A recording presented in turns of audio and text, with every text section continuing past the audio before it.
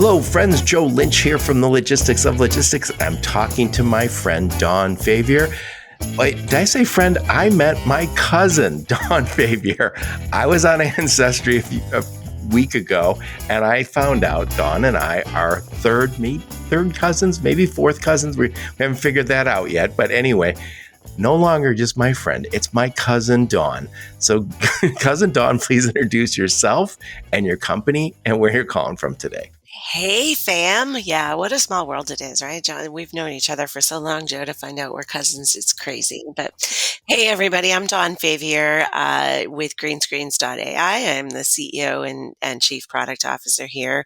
Have had the pleasure of being on the Logistics of Logistics with my cousin, Joe, many times. For those of you that aren't familiar with Greenscreens and what we do, we provide freight brokers with machine learning based predictive pricing technology targeted predominantly at the North American truckload spot freight. So yeah, that's who Greenscreens is. I love it. So you guys had some big news. By the way, I just talked to you at Manifest. I get that interview floating around somewhere. And right after, did you make that announcement at Manifest or just after Manifest? No, it was February 26th is when the announcement happened. I mean, we were hoping that we would be able to announce in time for Manifest, but the Well, best laid what plans. is the big news? The big news is that Greenscreens has entered into a definitive agreement with Triumph Financial to be acquired, which is a very exciting news for us. We were not necessarily in the market. We weren't for sale, but we were approached by Triumph and found that we had a really common shared vision of what we saw the market needed in the way of being able to leverage real-time, very clean, clear, verified data to really improve the way that the industry is looking at analytics and pricing and performance and capacity. If you would have asked me 12 to 18 months ago who a potential buyer of Greenscreens might be, I don't know that I would have come up with Triumph as one of those people. But as we begun to talk about, how in common or how we shared that vision, it became really clear that it just made so much sense. Right. So for those who are not aware of them, what does Triumph do? So Triumph Financial is the parent company, and they have a few different business units. So they have a bank, TBK Bank, which is like a consumer bank that you and I would go do our banking at. They have the factoring business, and then they have the payments business. So they are doing freight factoring. They're also doing payment, presentment, audit, payment, all of that.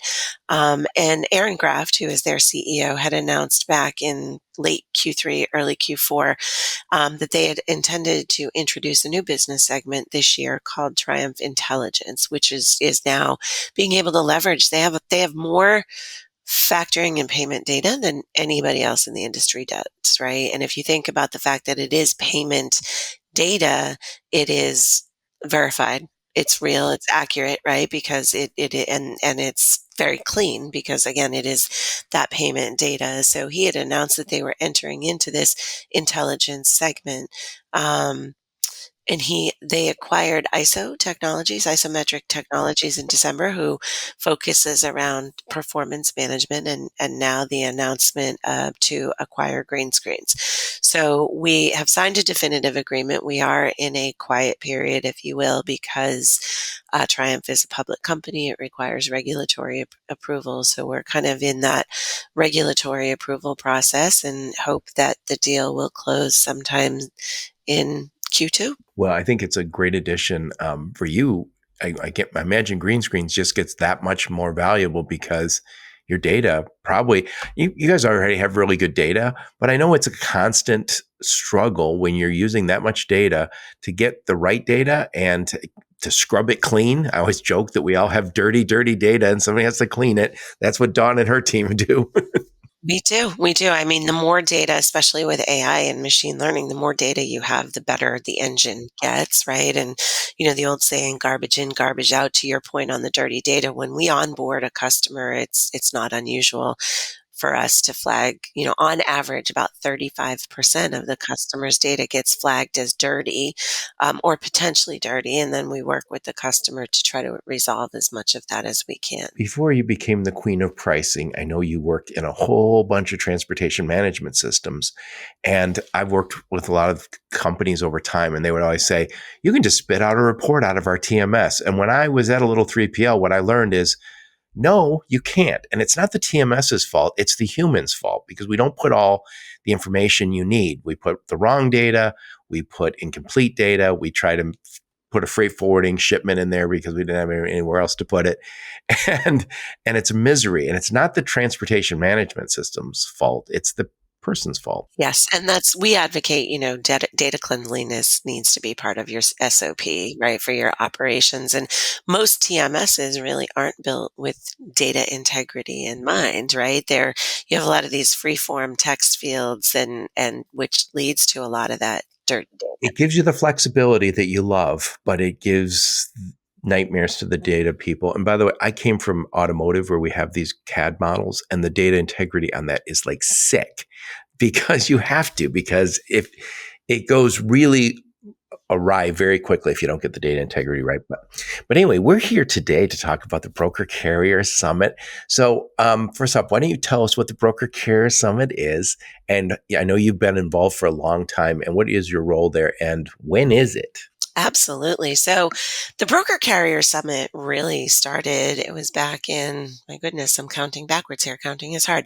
I guess it was April of 23 was when the first Broker Carrier Summit happened. And it was Dan Lindsay had what he thought at the time might be a crazy idea, but he was like, hey, what if we could just get brokers and carriers together in one room to kind of talk through, you have these two very necessary parties in our freight ecosystem who genuinely there's a lot of animosity There's historically tension there. between a lot of tension between there, but and how do most problems get resolved? Most problems get resolved when you can just sit down and talk them out, right? Instead of being a keyboard warrior or whatever. So back, prior to April of 23, Dan had this crazy idea and he said, I'm thinking of doing this thing, and got a couple of his friends. Robert Bain got in early. I think Troy Winton got in early.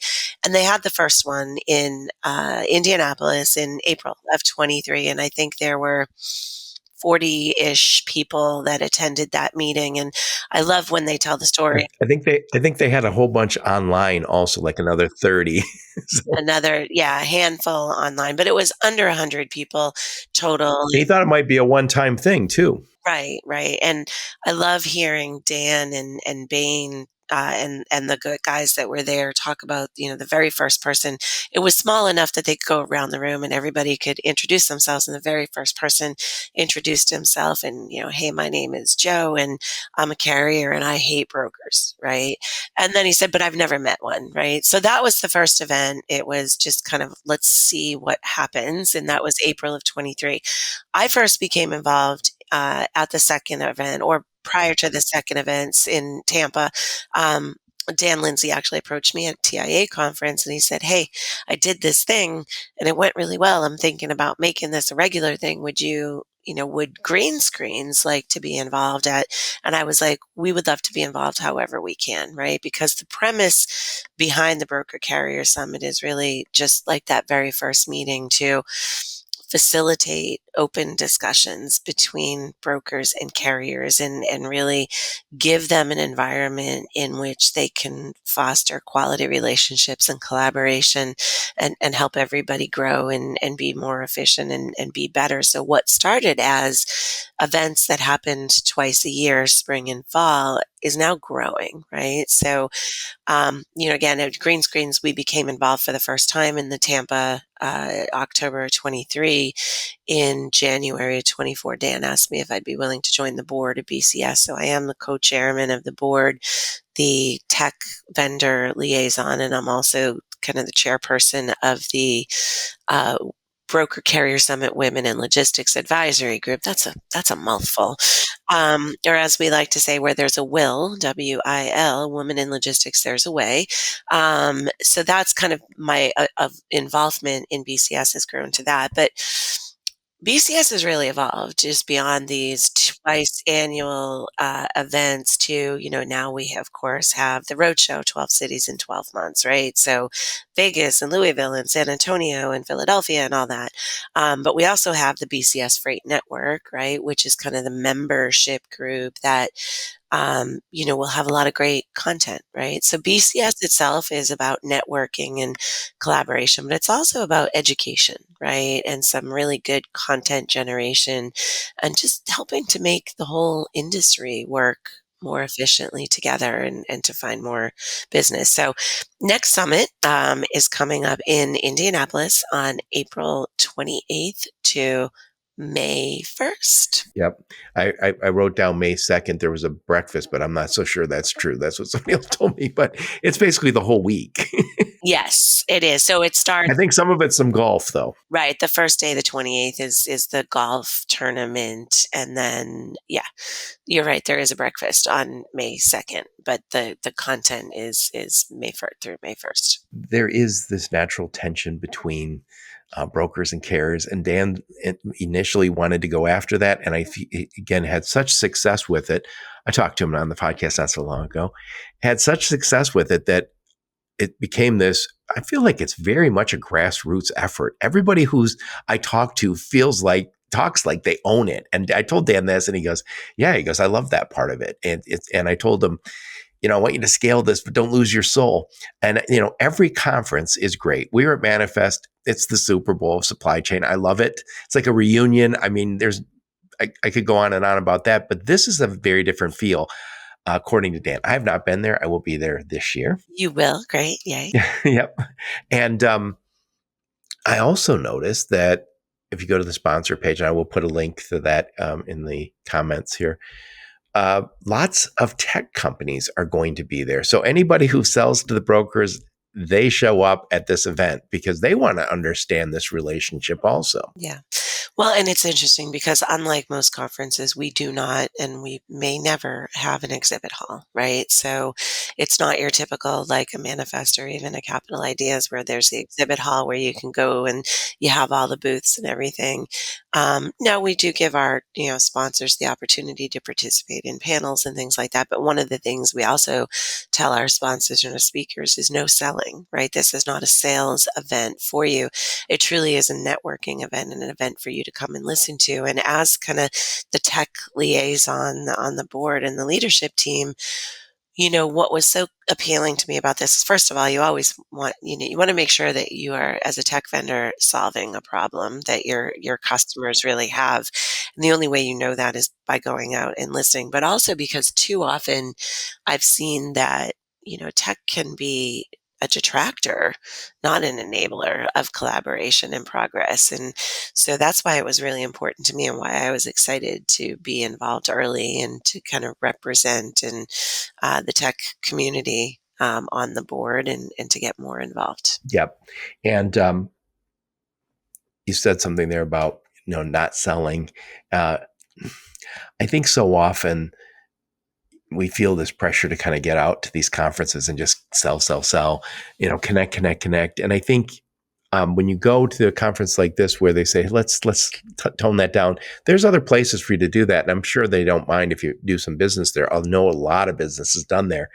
But I think it's really important for the tech suppliers to understand the problems that the brokers have and the problem that the carriers have. I think one of the real challenges of the supply chain in general is we're all kind of in our silos where we're an inch wide and a mile deep. We really know our place, but we don't know what's downstream of us or what's upstream of us. And I think this is the kind of event where you go, you say, I really came to understand more about the broker's problem, really came to understand more about the driver's problem and the trucker problem. We don't get enough of that. And by the way, I've done close to 700 interviews. I've interviewed drivers and I'll interview more. I don't think our industry, for the most part, understands the drivers of the carriers nearly as well as we need to, and they're they're the backbone of this business. Without them, we don't get to have all the cool jobs with all the tech and the analytics. Right. Well, and it's interesting because one of the first, I think it was the Kansas City event last year, I was moderating a panel and I had two brokers and two carriers on the panel, and it was just talking about how do you leverage tech, I think it was technology to win together. And, one of the questions that came up, the broker, and this was like a senior executive at a broker and said, look, I don't understand your cost structure as a carrier. I really don't. I don't understand what your cost structure is. If I had a better understanding of what a carrier's cost structure is, I could educate my people on what that is, and therefore we could have a better win-win relationship instead of, always feeling like we're trying to hammer you on price and things like that. And I believe there are no other forums like the Broker Carrier Summit that allows brokers and carriers to come together and have those types of discussions, right? Where, you have a panel discussion now that is explicitly around understanding a carrier's cost structure, right? That the broker attendees can attend, or other, we've had carriers that are just starting out, owner operators that just bought their first truck, or small fleet operators that want to understand more about, best practices around cost and things like that. So, Yep. I'll tell you what, I do all my, we're obviously doing this remote with Squadcast, which is great. We do Zoom meetings, but there is nothing like going and sitting down with a group of people you don't fully understand, who you're dependent on. And I get so many phone calls from little carriers and say, I just want good shipper freight. And what they mean is no broker in the middle. And I always say, oh, you should hire some sales guys and get a website. And I said, or you can find a better broker to work with. And there are good brokers out there. And by the way, I think that's when you sit down, have a meal, maybe have a drink, and chat about the world, you stop calling them the other, and you stop acting like they're the problem that you can't solve. and the good brokers are the ones that have made the investment and the commitment to participate in broker carrier. Not to say that there aren't good brokers out there that have not yet done that. Everybody has budgetary constraints and travel and all of that. But it truly is, we have our no scumbags policy, and it's just, it's the good ones are the ones that have committed. And, Yeah, Dan said we won't let the scammers in. I was like, I doubt the scammers are going to make the effort, to be honest. So, right on for that, for sure. So anyway, Dawn, thank you so much. Again, we will see you at the Broker Carrier Summit. And one more time, what does Greenscreens do, and what problem are you solving for your customers? So Greenscreens does a machine learning based predictive pricing algorithm for freight brokers and 3PLs, and we are focused on the North American truckload freight market, particularly today, the spot market, but coming soon, a long-term contract forecasting as well. So stay tuned for more on that. And I love that because, again, we're all trying to scale our brokerages, and we can't do it with the tribal knowledge. You might have that. You can still keep your tribal knowledge. You'll just have some more data to compare it against. And I think this is what we all want. We want to be able to say, I can confidently quote this without bugging seven carriers with business they're not going to get. Well, and that is our tagline: quote with confidence and win more business more profitably. And that's what we're focused on. All right. Well, I will see you in Indianapolis. And thank you so much for taking the time, Dawn. You too. Thanks, Joe. Be well. And thank all of you for listening to my podcast. Your support is very much appreciated. Until next time, onward and upward. You have been listening to the Logistics of Logistics podcast, where we engage with leaders in the logistics and supply chain community. If you like what you hear, please subscribe, hit the like button, and leave us a nice review on Apple or Spotify or wherever else you listen. Also, please check out our videos on YouTube and connect with us on LinkedIn. We're very big on LinkedIn. And you can also reach us on the logisticsoflogistics.com, our website.